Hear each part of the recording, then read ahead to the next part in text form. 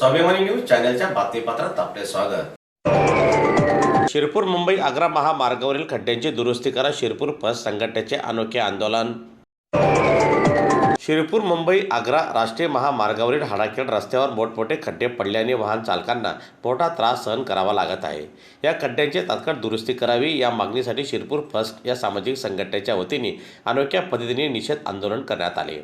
दरम्यान संघटनेच्या कार्यकर्त्यांनी रस्त्यावरील खड्ड्यातच बसून सत्यनारायण पूजा करत प्रशासनाचे लक्ष वेधण्याचा प्रयत्न केला।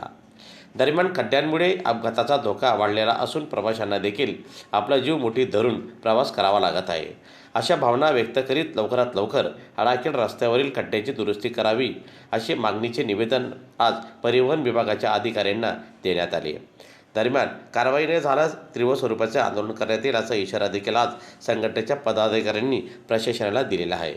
आपण आलेलो आहोत राष्ट्रीय महामार्ग क्रमांक 3 मुंबई आग्रा राष्ट्रीय महामार्गावरती आपण आता आलेलो आहोत। इथं तुम्ही बघू शकता या खड्ड्यावरती जिथून आपण हाडाखेड बॅरल पासून शिरपूर तालुक्यातून निघून राष्ट्रीय महामार्गाला लागतो त्या ठिकाणी आम्ही आलेलो आहोत। परिवहन विभागाच्या अंतर्गत हा रस्ता येतो। या खड्ड्याला बुजवण्यासाठी या खड्ड्याच्या दुरुस्तीसाठी 26 लाख रुपयाचा निधी प्रशासनाने इथं मंजूर करून दिलेला होता। मग आज 26 लाखाचा निधी गेला कुठं हे विचारण्यासाठी आज आम्ही इथं आलोय। अनेक वेळा निवेदनं दिले, अनेक वेळा इथं आंदोलन झाले, तरी देखील इथं कुठलीही व्यवस्था या प्रशासनाने इथं केलेली नाही। मग त्यासाठी आज शिरपूर फर्स्टच्या वतीनं आपण 10 लाख रुपयाचं 4x4चं दुकान उभं केलं, तरी त्याची सत्यनारायणची पूजा घालतो।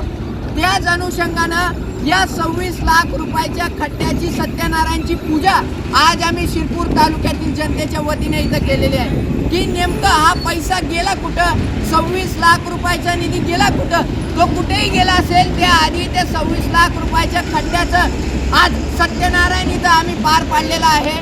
आणि येत्या 7 दिवसामध्ये जर का या खड्ड्याची दुरुस्ती झाली नाही तर परिवहन विभागाला मोठ्या आंदोलनाच्या सामोरे जावं लागेल आणि झालेलं आंदोलन हे त्यांना झेपणार नाही। तरी या 26 लाख रुपयाच्या खड्ड्याच्या वतीनं याची आज सत्यनारायणची पूजा झाली अशी मी घोषणा करतो।